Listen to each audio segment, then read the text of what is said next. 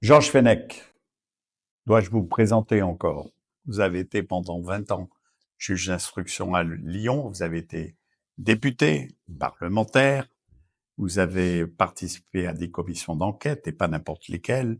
Je rappelle Outreau, je rappelle évidemment les attentats à Paris. Et aujourd'hui, il y a une question que je voudrais vous poser, puisque un procès important vient de se terminer. La parole était à la défense.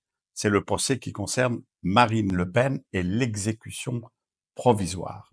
Si la présidente du tribunal, qui va rendre son jugement le 31 mars 2025, confirme l'exécution provisoire, est-ce que ça n'est pas une atteinte d'abord à la démocratie des débats et surtout à la séparation des pouvoirs? C'est une question qui m'interpelle à double titre. J'ai été magistrat et j'ai été politique. Donc, j'ai une double perception de cette question-là, des rapports entre les deux pouvoirs, le pouvoir judiciaire et le pouvoir politique.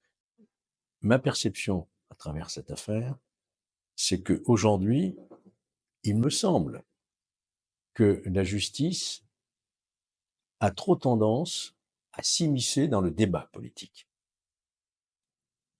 Donc, elle est en train de se politiser. Elle n'est pas en train de se politiser, parce que ça Elle est fait politisée. déjà plusieurs décennies, je dirais, qu'elle mène un combat politique. Une frange de la magistrature, pas toute, mais une frange importante.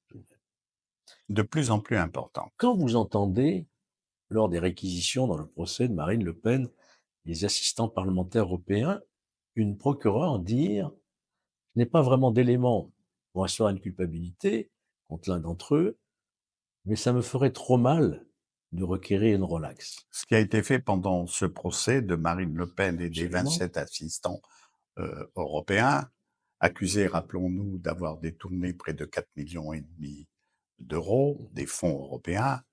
Et donc, là, on est au cœur du sujet. On est au cœur du sujet, mais vous comprenez bien qu'une telle réflexion suscite des interrogations. On ne demande pas à un procureur d'avoir des états d'âme, de souffrir, de devoir requérir une relaxe. On lui demande de remplir sa mission en toute impartialité. C'est cela. Mais la question que vous posez vous dites 4 millions ont été détournés. Et demi. 4 millions et demi de fonds publics. Mais là aussi, il y a une interrogation, puisque les faits sont contestés. Quel est le niveau de contrôle de la justice de ce que doit être le travail d'un assistant parlementaire? C'est très contesté. La défense de Marine Le Pen a contesté ces détournements. Est-ce qu'on doit considérer qu'un assistant parlementaire européen est un fonctionnaire du Parlement européen, c'est-à-dire être attaché à 100% à Bruxelles et ne faire que de l'amendement du travail législatif européen, ou est-ce qu'on doit considérer, ça c'est le point de vue du parquet en réalité, et du Parlement européen, ou alors est-ce que l'on doit considérer, comme la défense l'a expliqué, que l'assistant parlementaire, il est un assistant politique de son député, qu'il fait aussi de la politique. Et donc il n'y a pas de détournement de fonds publics. La question s'était déjà posée, un peu différents termes, mais quand même, c'est dans l'occasion de l'affaire Fillon. La question s'était posée aussi. Donc, c'est pas clairement établi, voyez-vous. Mais ce qui me paraît le plus contestable dans ce procès, c'est le fait, la sévérité des réquisitions. Un procureur est toujours un plus sévère que le tribunal en règle générale. 2 ans ferme, c'est quand même beaucoup. Il n'y a pas eu d'enrichissement personnel de Marine Le Pen. Mais surtout, l'inéligibilité pendant 5 ans, avec exécution provisoire. Le tribunal n'est pas obligé de suivre cette Oui, on peine ne sait pas si la complémentaire. présidente va suivre. Nous allons voir. Vous savez, le tribunal, il est indépendant des réquisitions du parquet. D'abord, il faudra attendre de savoir si le tribunal épousera la thèse du parquet ou de la défense. Est-ce qu'il y a délit ou pas? Ils ont plaidé la relaxe. Dans l'hypothèse où il y a une déclaration de culpabilité, est-ce que le tribunal ira jusqu'à confirmer la mesure complémentaire d'exécution provisoire? Vous voyez les conséquences. Parce que si l'exécution provisoire de la décision de première instance est prononcée, Madame Le Pen fait appel de cette décision, la décision s'applique immédiatement, c'est-à-dire qu'elle ne pourra pas se C'est ça, hein, présenter à l'exécution l'élection provisoire. présidentielle.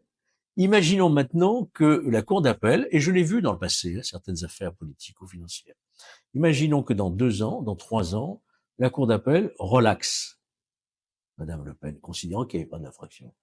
Mais le mal aura été fait, puisqu'elle n'aurait pas pu se présenter à l'élection présidentielle. Je peux vous citer des tas d'exemples comme ça de politiques, de députés qui n'ont pas pu se présenter et qui ont été au bout du compte relaxés.